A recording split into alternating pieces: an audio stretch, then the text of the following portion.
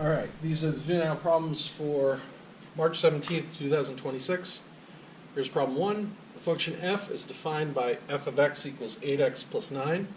What is the value of f of 2? So for x here, we're going to substitute in 2. So we're going to say f of 2 equals 8 times 2 plus 9. 8 times 2 is 16. So we have 16 plus 9. So my solution here is 25.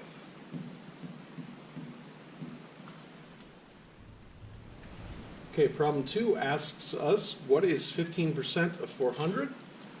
So we're going to change 15% to a decimal by moving the decimal place 2 places to the left. And we're going to multiply, because of means multiplication. So we're going to multiply 0.15 times 400. So let's just do this out quickly. So 400 times 0.15. 5 times 0 is 0. 5 times 0 is 0. 5 times 4 is 20. 1 times 0 is 0. 1 times 0 is 0. 1 times 4 is 4. Okay, so we've got 0, 0, 0. 2 plus 4 is 6.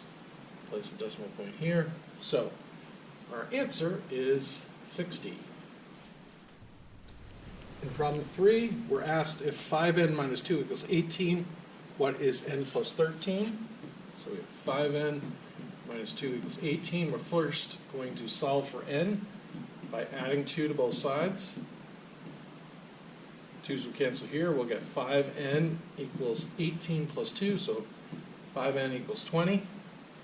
Then we'll want to divide both sides by 5. And we'll get n equals 4. But we want to know what is n plus 13. So we do 4 plus 13, which equals 17. So that's my solution.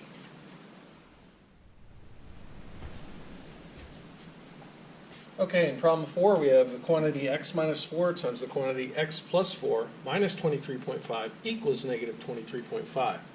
And the question asks us, what is a positive solution to this equation? So one thing I can do is I can add 23.5 to both sides. And when I do that, you get those two canceling out, so you get x minus 4, quantity x minus 4 times the quantity x plus 4 equals negative 23.5 plus 23.5, so equals 0. Now I can use the zero product property to set each of the solutions equal to 0, or sorry, each of the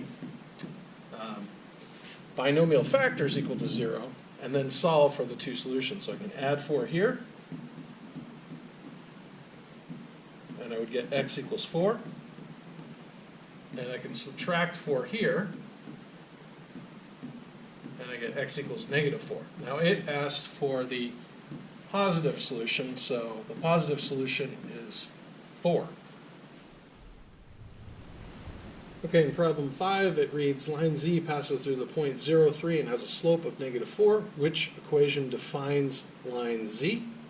So we're going to want to put it in the form y equals mx plus b, where m is your slope and b is your y-intercept. Okay, so we see the y-intercept is where x equals 0, so our y-intercept is going to be 3. So we have a plus 3 here, and our slope, the number in front of x, is going to be negative 4. So we're going to have y equals negative 4x plus 3 being the equation for line z.